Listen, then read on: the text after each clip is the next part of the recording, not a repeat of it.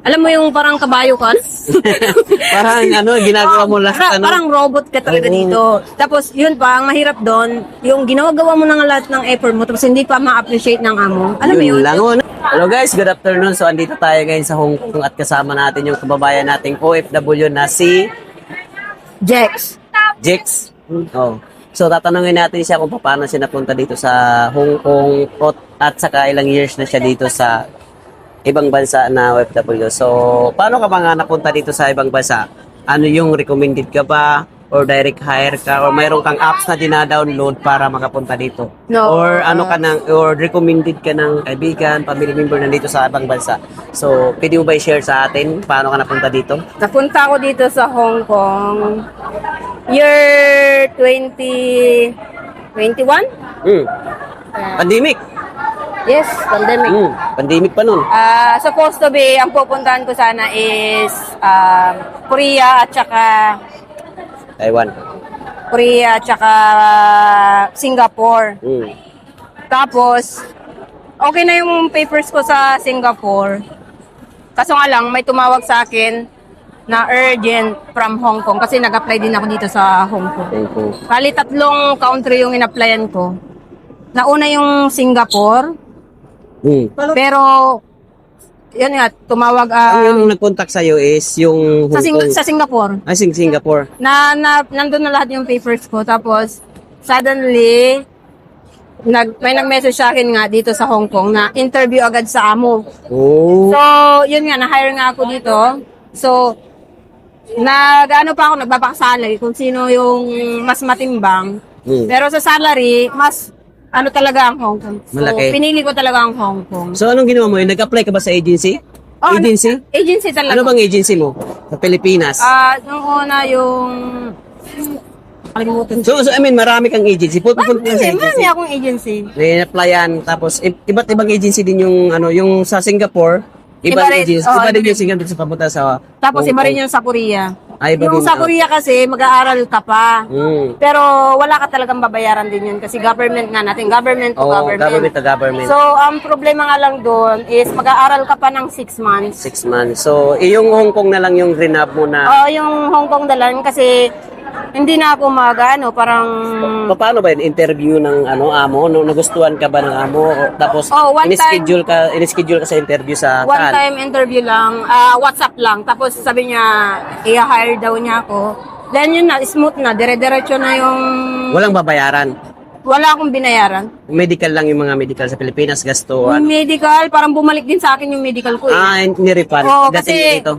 hindi na ako nag-TESDA kasi OFW na rin ako sa Kuwait at saka sa UAE. So, ang hinanap lang sa akin yung info sheet. Yun lang yung parang requirements. Tapos TESDA, OWA. Yun na lang, smooth. Parang ang bilis talaga. So, ilang years ka na ba talaga ng OFW? Maliban din sa Middle East, saan yung isa? Ilang years ka doon? Sa Kuwait. At Ilang years ka doon sa Kuwait? 2 years mahigit. Sa isa? Sa UAE, sa Abu Dhabi, 2 years din. Tapos, dito sa Hong Kong, 5 years. Then, may gusto pa akong i-unlock na bansa na gusto kong puntahan talaga. Gusto mo pa? Europe. Pangarap ko yan. So, ano ba yung mga challenges ng bilang isang OFW dito sa bansa? Pagdating mo sa ibang bansa, hindi lang yung first time mo mag-abroad at saka yung ngayon. So, ano ba yung mga challenges? Una sa akin, presence of mind, challenges. Siguro, sa language, kasi panibago ulit. Iba't iba kasing, di ba, nanggaling na ako ng Kuwait. Iba yung language nila, Arabic. Sa UAE, Arabic din, pero iba din talaga sa Kuwait. Tapos dito, Chinese. Siyempre, yung language ang pinaka-importante yan. Kasi kung makipag-communicate ka sa employer. Tapos, siyempre, kung English naman, okay naman. Walang problema pag English. Pero, siyempre, iba din talaga pag may knowledge tayo sa language nila para hindi tayo So nung pagdating mo dito sa sa Hong Kong, okay naman yung relationship mo sa amo? Ano ba yung mga adjustment mo dito sa Hong Kong? Kasi iba talaga yung dito sa Hong Kong at saka sa ibang bansa na ano ba yung malaki yung adjustment kasi siyempre sa Kuwait, ang trabaho ko talaga is cook lang talaga ako. Wala talaga akong ibang trabaho, cook lang. Tapos marketing, yung mag-market lang. Oh, mag-market. Yun lang talaga ang trabaho ko. Tapos, kung may mga bisita, ako yung nag-a-accept, ako yung kausap lagi. Dito, kasi all around lahat. Oh. Bata, cook, linis, plancha.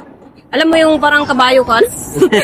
Parang ginagawa mo lahat, Parang robot ka talaga Oo. dito.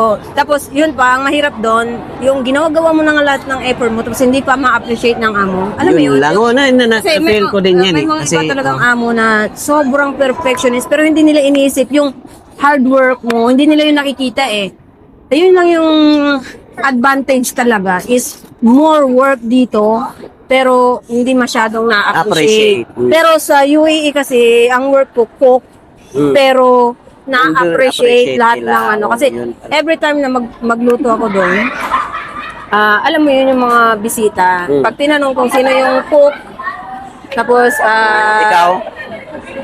i-represent ako ng amo ko na siya yung helper ko, siya yung nakatoka sa cook. Oo. Then, yung tip ba? Yun ang pinakamaganda, tip.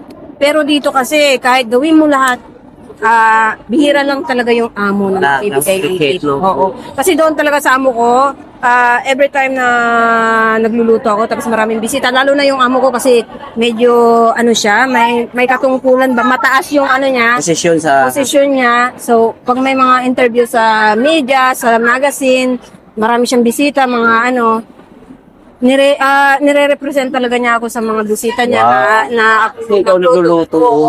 Then, na-appreciate nila yung food, yung mga tip, kung ano-ano na lang yung makukuha ko bang tip. Yun lang yung nagustuhan ko talaga sa UAE. But, kasi, kung tutuusin talaga, magtatagal ako doon. But, ang problema lang is yung mababa yung salary. Pero, compare dito sa Hong Kong, mas malaki. Malaki. So, yung amo mo ngayon, diyan ka pa rin ba? Ilang years ka na dyan? Amo mo? Sa amo ko, 3 years and 3 months. Bababa na ako this coming July 2. Kasi terminate niya ako, nagbigay siya ng 1 month notice. 1 month notice. At Yeah. bakit? Ano bang reason mga ganyan? Bakit nagbibigay sila ng 1 month notice? May mga Siyempre may mga reason sila, pero yung reason nila, hindi naman talaga nila kida-direct na sasabihin sa akin. Pero okay na lang yun kasi kung naging smooth man yung pagbaba, walang problema. Kung umabot ka ng 3 years and 3 months. umabot siya ng 3 years and 3 months, pero marami tayong mga kababayan na babalitaan natin dito sa Hong Kong na wala pang isang buwan, tatlong buwan nagbe-break ka raw na terminate. So, ano yung mga papayo mo sa kanila sa mga OFW na baguhan at saka yung nagplano pala papunta dito sa ibang bansa? Siguro, kasi siyempre sa mga Chinese talaga, napaka-perfectionist. So, mindset talaga, yung mga work, dapat kung ano yung sinabi ng employer na gagawin mo, yun lang dapat ang gagawin mo. Pero kung sakaling may gusto ka na gawin, maglinis sa kwarto nila, supposed to be, ipapaalam mo muna sa kanila para hindi sila, kasi may mga ibang employer na ayaw nila ipagalaw yung gamit nila, ayaw nila mag-arrange. So, supposed to be, kailangan mong tanungin muna bago mo galawin. Especially yung may papamayin sila, di ba? Kahit mag-arrange nga lang ng chopstick, ng spoon, di ba? Bawal. Kaya kailangan every time na may parang nag-hesitate ka, kailangan mo talaga magtanong. Pero depende rin kasi sa mga employer. May mga employer din naman hindi masyadong mapamahiin.